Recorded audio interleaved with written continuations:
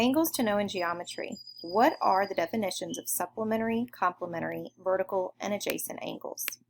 Here's our warm-up.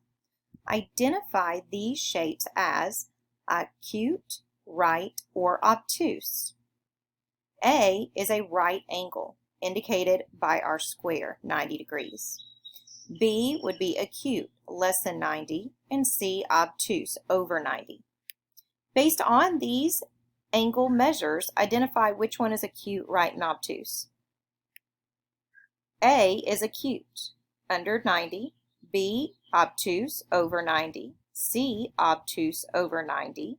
D, a right, exactly 90. And E would be acute, less than 90 degrees. Definitions of supplementary angles add up to 180 degrees. So if a line is 180 degrees, then two angles next to each other create a line or supplementary to each other.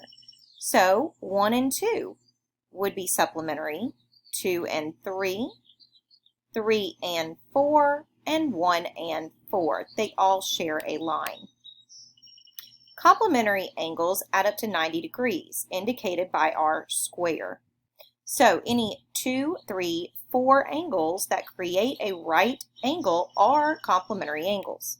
This one, 1 and 2, would be complementary, or you could have 2 and 3 be complementary. Vertical angles, the angles opposite of each other on two-line cross. The angle measures are equal to each other. So 1 and 3 are vertical angles across from each other.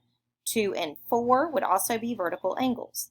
If angle 2 was 100 degrees, angle 4 would also have to be 100 degrees. They have the same measurement. Adjacent angles share a common vertex and a common side. They do not overlap.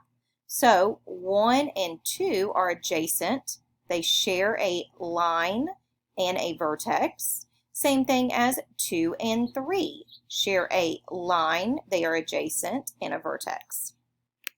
See if you can do these. Number 1, we're finding the missing A angle. Well, we already know this is a 90-degree angle, and we already know 37 and 25. We can put together plus A have to equal 90. So when we subtract the 2, we get 28.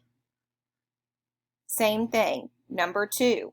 We know that a straight line is 180 degrees. Add everything up and subtract it from 180 and you should get 47. Number 3, same thing. We end up putting 107 plus your 7x, 5x minus 1, and you should get AX equals 9.